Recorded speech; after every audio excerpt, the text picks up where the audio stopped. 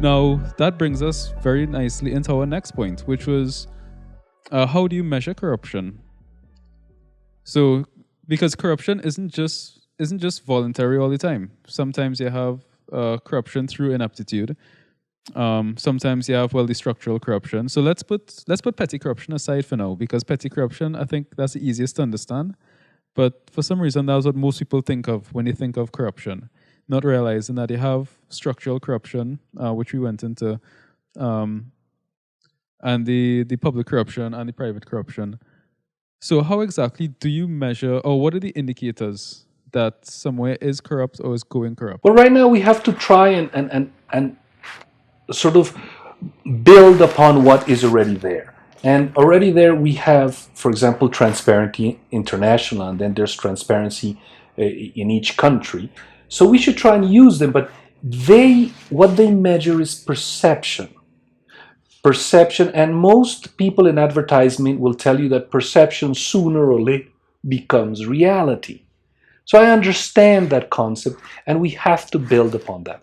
But if I perceive myself as a good person, I think that in the end, I probably can end up being a good person, but that doesn't necessarily make me a good person.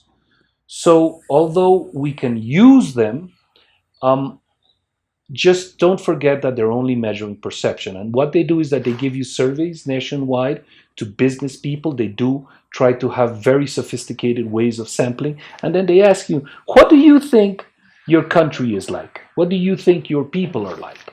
And that's what and according to that perception, that cannot be too far away from reality, but it certainly is not a good snapshot of reality. I have a better suggestion. I have actually two indicators. First, you must take, by incumbent leaders, you must take a snapshot of everything that you have. Consider the common well-being to be an asset. And I give you this asset. When you finish your term, did you give me that asset in the same condition or in better condition? If you gave me the asset back in the same condition, you are an average ruler. If you gave me the asset back in a better condition, you are a superb leader. If you gave it in a worse condition, even if you claim wear and tear, you are actually a corrupt official because you ruined an asset that was in better condition before. That's one measurement. The second measurement that I would do it is take a snapshot of the gap between the haves and the have-nots. If during your term that gap closed, you're brilliant. If it remained steady, you're average.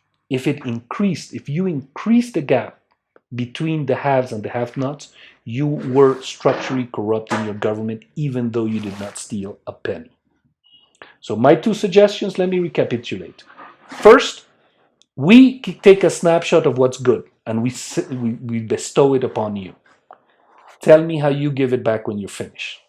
Second, what did you do with the trend? Did you have a trend to lower the differences between the haves and the have-nots to at least a factor of 10?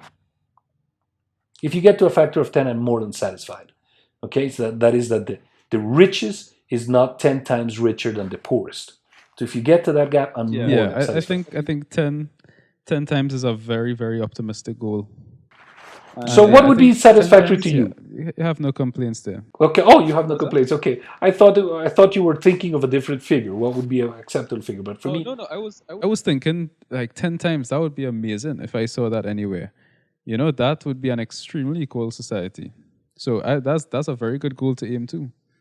In some cases, I'm sure getting to 100 times would be a huge milestone for lots of countries. That would be a shame for me to know which countries have those 100 times, which is an embarrassment. No, let's look at the US. I think Jeff Bezos has like a net worth of about $100 billion. So if the poorest person was worth $1 billion, that would be an amazing country. So just looking at that, looking at cases like that. Brilliant example. Touché.